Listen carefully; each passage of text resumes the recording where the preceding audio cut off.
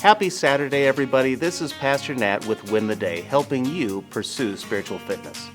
Today, we're going to talk about the importance of not wasting a trial. Some of my hardest trials have been the greatest leverage to sharing the gospel. When our middle son was undergoing chemotherapy for cancer and the subsequent reconstructive surgeries, we were constantly in the hospital surrounded by hurting people.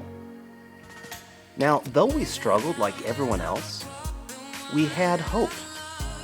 We had peace in every moment.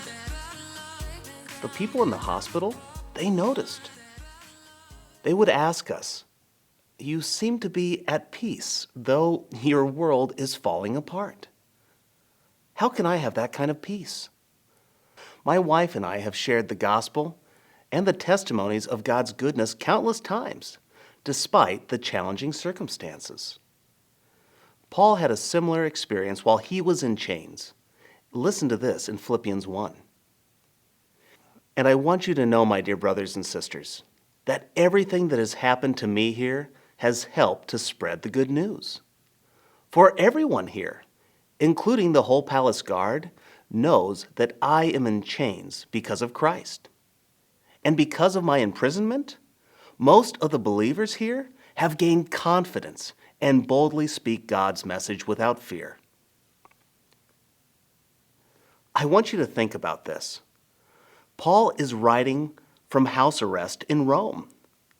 Paul was literally chained to a guard 24 hours a day. This made escape impossible, but it also made privacy impossible.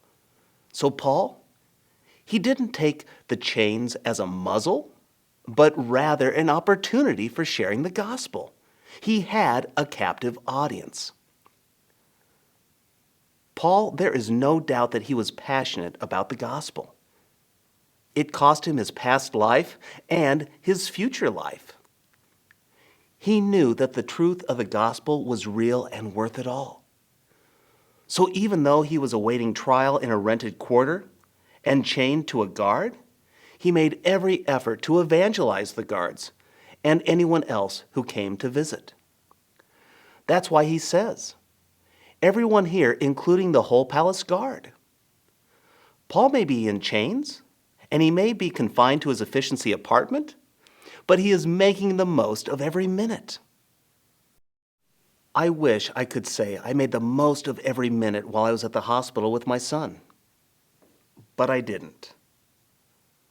But I do and continue to use the trials of our life for the expansion of the gospel and for the glory of God. I share this with you not to boast, but like Paul, to encourage you to do the same. I believe that testimony transmission is gospel motivation. When we share about the leveraging of trials for the expansion of the gospel, it motivates others to do the same.